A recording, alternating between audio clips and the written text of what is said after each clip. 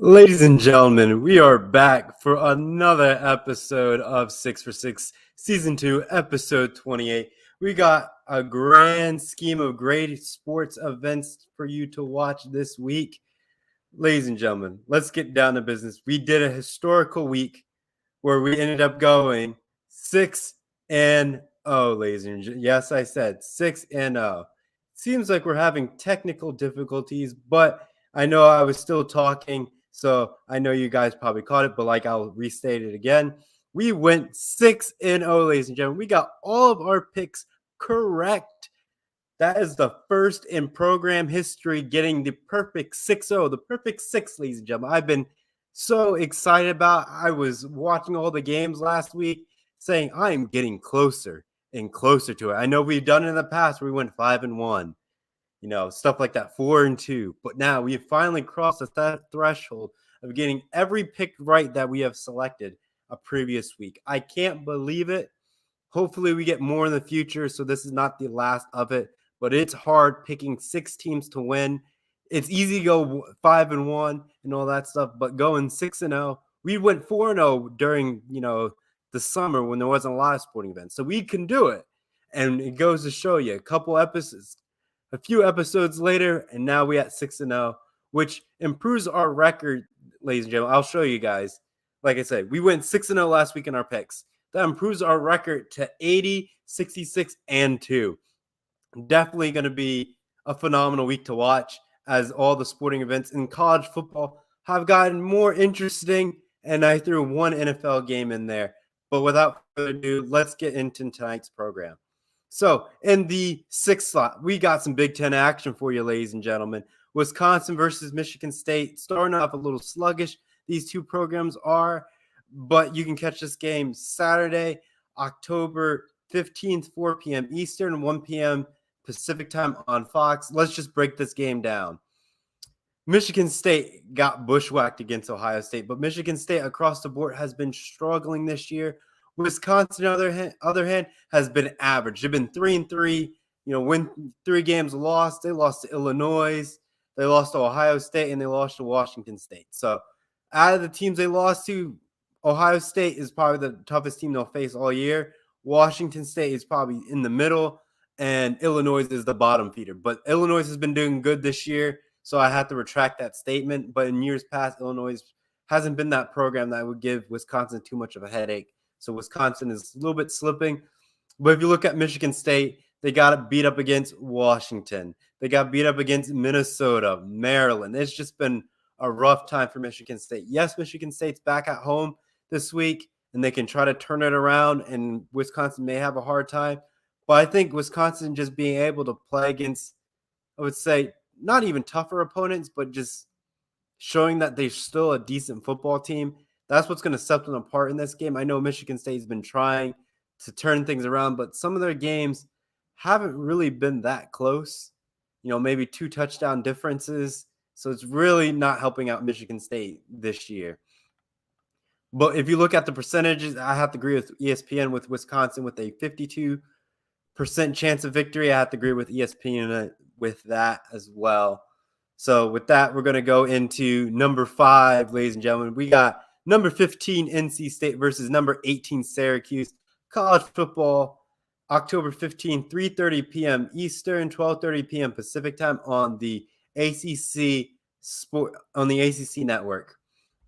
Looking at these teams, I would say NC State lost to Clemson by 10. But if you look at Syracuse, they're undefeated right now. Looking at their record, they're undefeated 5-0, trying to go after the ACC title game. And NC State is 5-1. They lost to Clemson. So 2 teams, 2 freight trains colliding in the ACC. Definitely going to be a fun matchup to watch. NC State snuck out against Florida State at home, but Syracuse played Virginia, who's okay. Purdue has been solid this year. UConn has not been great. Louisville's I would say is equivalent to they're not doing good this year. But if you look at NC State, they played Texas Tech. UConn, like I said, UConn hasn't been great. But their most recent opponents, Clemson and Florida State, have gave NC State, I would say, more of an edge over Syracuse, but I know Syracuse is going to try to, do leaps and bounds and continue to improve. But looking at the percentages, ESPN has Syracuse winning it with an upset with a 58% chance of victory, but I'm going to ride out with NC State on this one. I know they're on the road. They're playing Syracuse, and Syracuse is at home. So it's, there for the upset. But I think it's going to be a close game, close matchup, and NC State will find a way to sneak out the W in this one. So we're going to go with NC State. Next up in the 4 slot, we got Oklahoma State number 8 versus TCU number 13. College football, October 15, 3:30 p.m. Eastern, 12:30 p.m. Pacific time on ABC. And boy, this is going to be a thrilling. 2 undefeated teams in the Big 12. The chase for the Big 12 title is still alive and hot for both of these teams and their college football playoffs. It's very possible for these 2 teams to rematch in the Big 12 title game if they have, win out the rest of the remaining games, depending how this goes out this week for these 2 programs. But, ladies and gentlemen, these 2 programs have been doing phenomenal. TCU went up against a ranked Oklahoma who was 18 at the time, and then, Kansas who was 19 last weekend. So, TCU is battle-tested in rankings, but playing all these ranked opponents, that's going to wear you down. So I could see them slipping up and losing to Oklahoma State for playing 2 ranked matchups. There's nothing to discredit about TCU playing those ranked matchups. It's definitely good for the resume that they faced ranked opponents. But, it's like, sharpening a knife and stuff like that. It's going to eventually wear itself down after too many sharpens. So you got to, keep it fine-tuned, but don't over-sharpen where it's going to break and have a terrible part of the season. But Oklahoma State, they took care of Baylor, took care of Texas Tech. They took care of Arizona State, solid programs here and there. I know Arizona State is not really that of a solid program, but Texas Tech and Baylor definitely solid programs for their respective conference. But, TCU had SMU, Oklahoma, and Kansas this year. So it's definitely going to be a great matchup. And I know it's going to be a great time in the afternoon. But this ranks as the number 3 slot for us here on 6 for 6. So, like I said, Oklahoma number 8 in the nation versus TCU number 13. College football Saturday, October 15th, 3:30 p.m. Eastern, 12:30 p.m. Pacific time on ABC. Next up, we got some NFL action. The classic Bills Chiefs. How could you leave this out this week? You got to put the Bills and Chiefs on it. So you can catch this game Sunday, October 16th. 4:25 p.m. Eastern, 1:25 p.m. Pacific time on CBS. I got to give it the edge to the Bills. Yes, the Chiefs are at home, but it's not a night game. Patrick Mahomes doesn't really lose that often at home, but I think Josh Allen needs to find a way to beat Patrick Mahomes. This is his hurdle to get to the Super Bowl and stuff like that. He's been owned by Patrick Mahomes the last times they played in games that really mattered to get him to the postseason. This is in the regular season. It's a fine tune-up. Sure, the Kansas City Chiefs can lose here, but it's Josh Allen's game to win or lose. That's how I say it. It's going to help define his career if he's able to beat Patrick Mahomes here. It helps, but when it needs to happen, it's in the playoffs. So if he loses in the regular season, he better make sure he wins in the playoffs against Patrick Mahomes to give the Buffalo Bills a chance to win the Super Bowl. But I'm feeling it. I'm feeling the Bills on this one. I don't think you need anything else to set up this matchup. But ESPN has the Chiefs winning it with almost a 60% chance of victory.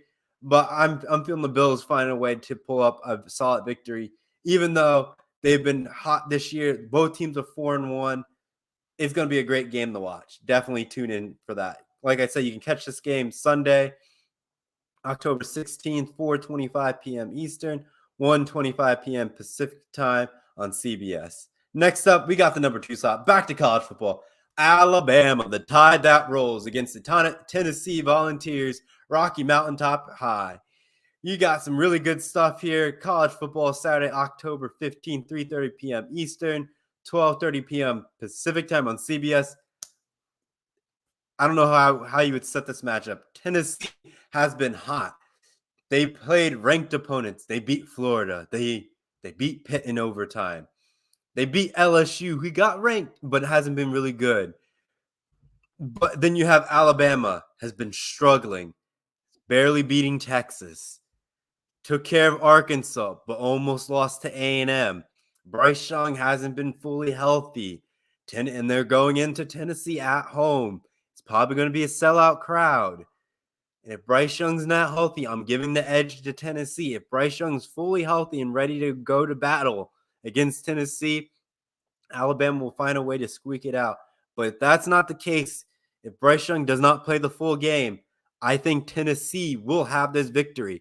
I'm feeling confident. They've just been proving themselves against these ranked opponents, and their resume has been solid and stellar if you're going to try to put them in the college football playoffs. And if they're a one-loss team, go to the SEC title game with one loss and win it, you got to put Tennessee in my opinion, if they win the SEC title. That's just my opinion. I don't think you can leave Tennessee out. But this is one of their key defining moments. It's one of those teams where it's like they've been playing ranked opponents. They've been showing that they can compete. But can you compete on a college football playoff level? And this is their first road test. Now, it's not their first road test, but the first test. Yes, they took care of Florida. Yes, they took care of Pitt. Yes, they took care of LSU. But can they defeat a team that's been to the college football playoffs? Can they find a way to win in late in the fourth quarter when they're down maybe by a touchdown or by 2 and they have to come up with some key stops to stop Alabama? That's what I need to see from Tennessee in this matchup. Yes, it's going to be an uphill battle. It's not going to be easy. But I feel the Volunteers of Tennessee, they're going to be looking out on Rocky Mountain High, looking down and looking at the Smoky Mountains, being able to stop the tie of Alabama and stop them in their tracks to continue their undefeated season, going down in history as a great Tennessee football team. But it comes down part of this. Definitely feeling Tennessee in this matchup. Last but not least, ladies and gentlemen, the game of the week. Number 10, Penn State. Number 5, Michigan. College football. Big noon kickoff, ladies and gentlemen. And 9 a.m. Pacific time on Fox. You know, I got Gus Johnson. I feel like Gus Johnson is commentating, so it's going to be a thriller.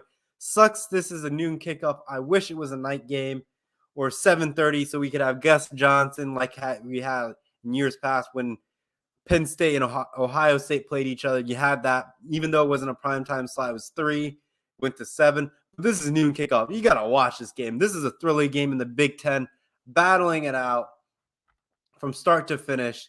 Very key matches. Both teams are undefeated, trying to make a way in the Big Ten East. This is like one of those things that if you lose this game, you need help to get back to the Big Ten title game.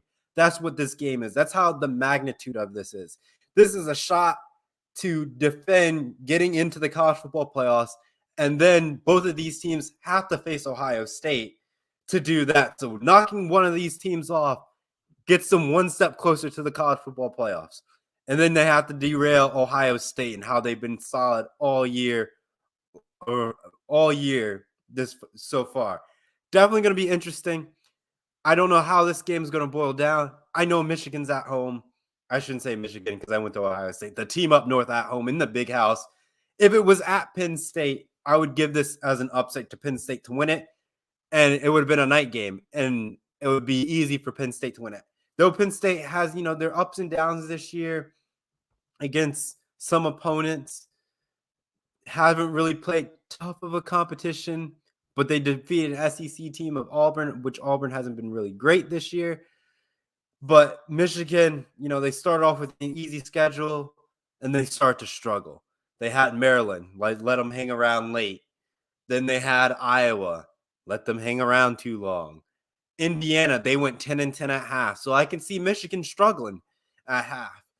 But they find a way to win it. That's what I'm saying. They're at the big house. They'll find a way to win at the big house. If they were at Happy Valley, they would not win this game.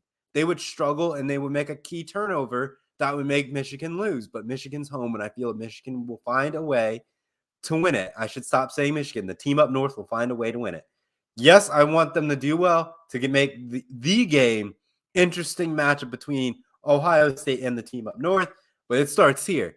Even if Penn State wins, it does help Ohio State. So no matter what goes in, it's going to be a ranked up matchup. Sure, the team up north will drop a few spots. They'll probably still keep them within the top 10. And if Penn State loses to Ohio State, they're going to drop and Michigan's going to rise. So technically, you kind of want Penn State to win this game. But no matter how it ends up, you need these teams to stay ranked in the top 10. So the scenario is having Penn State win definitely helps Ohio State.